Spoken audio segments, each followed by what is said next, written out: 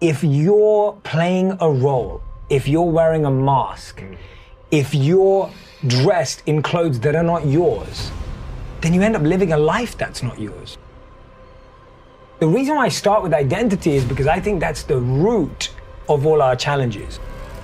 When you fake being someone for so long, you think it's your reality. And that's what happens to all of us. We play a role at work, we play a role at home, we play a role with our family, we play a role with our friends, and then we think that role is us. And we lose ourselves. And to me, that is the core reason why we're chasing things that are not important to us. We're unhappy despite reaching accolades, and we feel dissatisfied. Our identity should start with unlearning everything that we think we know about ourselves. So the best method of unlearning is this. The first thing you do is write down everything you currently are chasing in your life. Write them down. You can write down 3, you can write down 5, you can write down 10, depending on how ambitious you are. Second line, ask yourself, what is the source of that? Where did you get that idea? Did you get that idea from a TV show you saw? Did you get that idea from your parents? Did you get that idea from your mom and your dad, your sister, your cousin? Did you get that idea because your friend just got proposed to on Instagram? Did you get that idea because your friend just got promoted? Did you get that idea because you just broke up? Or did you get that idea because you just feel it when you do it, that you feel alive? And then the third thing you ask yourself is, well, then what is mine? What is coming from inside of me?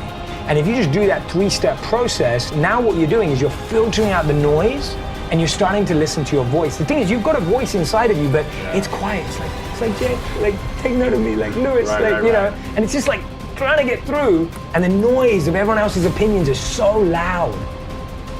One of the biggest mistakes we make is that we confuse inexperience with being unqualified. So because we've not tried a lot of things, we just naturally believe that we can't be that good at it. So if I've never spoken on a stage, I just think, oh, I'm probably not good at that. Or if I've never played golf, I'd probably think, oh, I'm probably not good at that. And so we start writing off things without even trying them. Take the next month, take the next 4 weekends in the month, that gives you 8 days, and get really tactical. Every single day, go join a course, an online course, a workshop, go and shadow a friend, go to a seminar, a conference, go to reading a book, listen to a podcast, go and expose yourself to 8 different things in a month. And guess what? In a month, you will have learned what you probably would have learned in 8 years, because most of us test one new thing a year. And this is how you have to see it. So you're gonna say, did I like it? The second question you ask yourself is, why did I, or why did I not like it? And the third question you have to ask yourself, really, really simple, is, do I wanna do it again?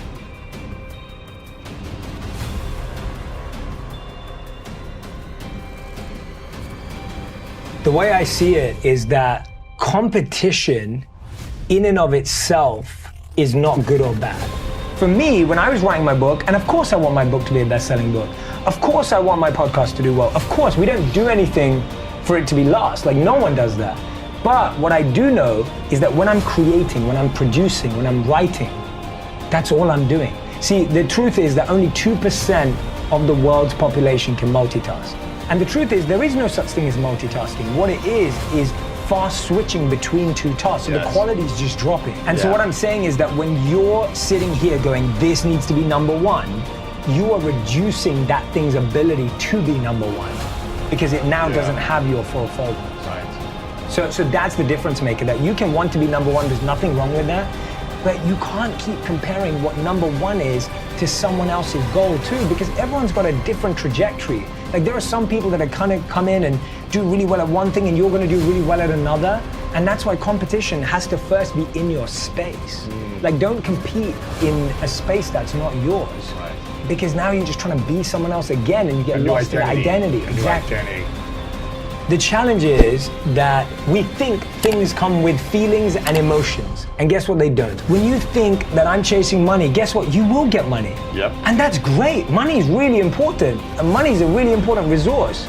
But guess what? Money's not now gonna fill that gap, that void, that feeling, that emotion that you're missing in your life. To love and be loved. Like that is the need of humanity. To love and be loved. And when we don't experience that, we then start looking for status. We then start looking for money. We then start looking for recognition. What we crave in life is what we did or didn't get from our parents. What our parents did give us is what we continue to crave. What they didn't give us is what we continue to crave. So you'll find that most people's love languages that they chase are things that their parents didn't give them.